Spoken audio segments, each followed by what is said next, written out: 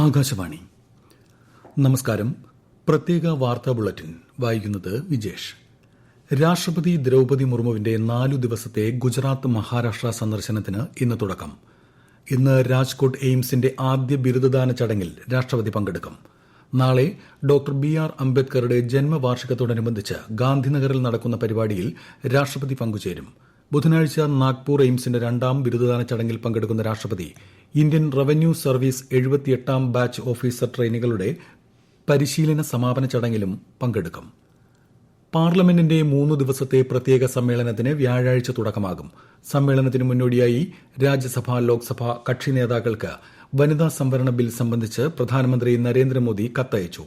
വനിതാ സംവരണ ഭേദഗതി ബില്ലിന് അംഗീകാരം നൽകാൻ എല്ലാ അംഗങ്ങളും ഒരുമിക്കണമെന്ന് അദ്ദേഹം അഭിപ്രായപ്പെട്ടു. പശ്ചിമബംഗാൾ നിയമസഭാ തെരഞ്ഞെടുപ്പിന്റെ 2ാം ഘട്ട വോട്ടെടുപ്പിലേക്കുള്ള നാമനിർദ്ദേശ പത്രിക പിൻവലിക്കാനുള്ള അവസാന തീയതി ഇന്ന്. ഈ മാസം 29-നാണ് വോട്ടെടുപ്പ്. കേന്ദ്ര ആഭ്യന്തരമന്ത്രിയും ബിജെപി മുതിർന്ന നേതാവുമായ അമിത് ഷാ, തൃണമൂൽ കോൺഗ്രസ് നേതാവും മുഖ്യമന്ത്രിയുമായ മമതാ ബാനർജി തുടങ്ങിയവർ ഇന്ന് വിവിധ പ്രചാരണ പരിപാടികളിൽ പങ്കെടുക്കും. നിയമസഭാ തെരഞ്ഞെടുപ്പ് നടക്കുന്ന തമിഴ്നാട്ടിൽ ബിജെപി ദേശീയ അധ്യക്ഷൻ നിതിൻ നബിൻ, ഡിഎംകെ മുതിർന്ന നേതാവും മുഖ്യമന്ത്രിയുമായ എം.കെ. സ്റ്റാലിൻ തുടങ്ങിയവർ ഇന്നലെ വിവിധ പ്രചാരണ പരിപാടികളിൽ സംബന്ധിച്ചു.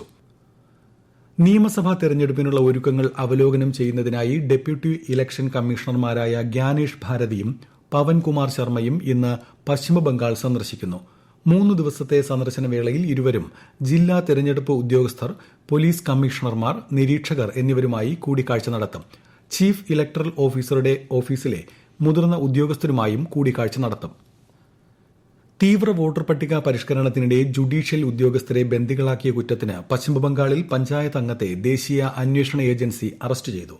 മാൽഡയിലെ മോത്തബാരി ഗ്രാമപഞ്ചായത്തിൽ നിന്നുള്ള ഗോലം റബ്ബാനിയെയാണ് എൻഐഎ അറസ്റ്റ് ചെയ്തത്. കേസുമായി ബന്ധപ്പെട്ട് മറ്റു 3 പേരെ കൂടി എൻഐഎ കസ്റ്റഡിയിലെടുത്തു. ചോദ്യം ചെയ്യൽ ആരംഭിച്ചു. 50ഓളം പേരെ പോലീസ് അറസ്റ്റ് ചെയ്തിരുന്നു. പശ്ചിമബംഗാൾ നിയമസഭാ തെരഞ്ഞെടുപ്പിന് മുന്നോടിയായി എസ്ഐആർ പ്രക്രിയയുമായി ബന്ധപ്പെട്ട ഹർജികളിൽ സുപ്രീംകോടതി ഇന്ന് വാദം കേൾക്കും.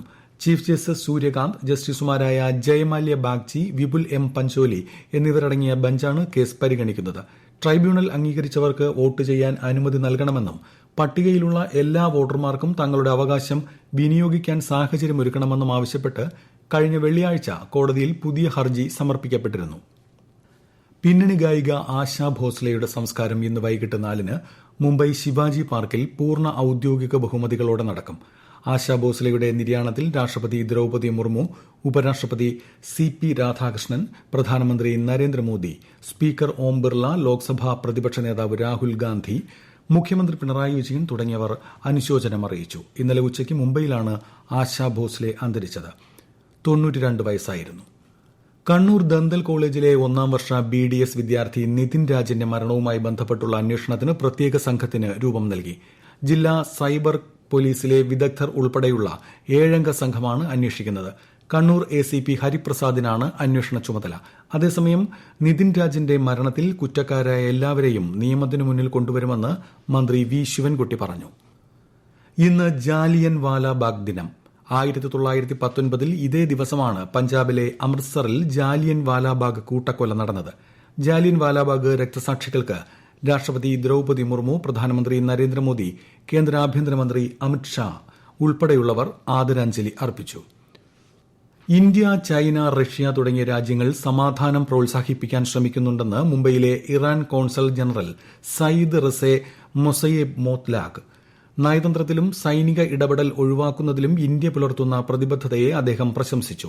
ഈ രാജ്യങ്ങൾ സമീപകാല അമേരിക്കൻ നടപടികളെ പിന്തുണയ്ക്കുന്നില്ലെന്നും പകരം സ്ഥിതിഗതികൾ സുസ്ഥിരമാക്കുക എന്ന ലക്ഷ്യത്തോടെയാണ് പ്രവർത്തിച്ചതെന്നും മോത്ലാഖ് പറഞ്ഞു. ശബരിമല സന്നിധാനത്ത് വിഷു ദർശനത്തിനായുള്ള ഒരുക്കങ്ങൾ പുരോഗമിക്കുന്നു. ഈ മാസം 15-നാണ് വിഷുപൂജ. 15-ന് പുലർച്ചെ 4 മുതൽ രാവിലെ 7 വരെ വിഷുക്കണി ദർശനവും വിഷുക്കൈനീട്ടവും നടക്കും. ശബരിമല online.org എന്ന വെബ്സൈറ്റ് വഴി തീർത്ഥാടകർക്ക് വെർച്വൽ ക്യൂ ബുക്ക് ചെയ്യാവുന്നതാണ്. വിശ്വപ്രസിദ്ധമായ തൃശൂർ പൂരം ഈ മാസം 26-ന്. തൃശൂർ പൂരത്തിന്റെ വരവറിയിച്ച് തിരുവമ്പാടി വിഭാഗത്തിന്റെ നടുവിലാൽ, നാക്കിനാൽ പന്തലുകളുടെ കാൽനാട്ടുകർമ്മം ഇന്നലെ നടന്നു. ഭൂമിപൂജയോടെയാണ് ചടങ്ങുകൾക്ക് തുടക്കമായത്. 20-ന് പൂരം കൊടിയേറും. 24-ന് സാമ്പിൾ വെടിക്കെട്ടും ഉണ്ടാകും. പ്രത്യേക വാർത്താ ബുള്ളറ്റിൻ കഴിഞ്ഞു. അടുത്ത വാർത്താ പ്രക്ഷേപണം ഉച്ചയ്ക്ക് 12:30-ന്.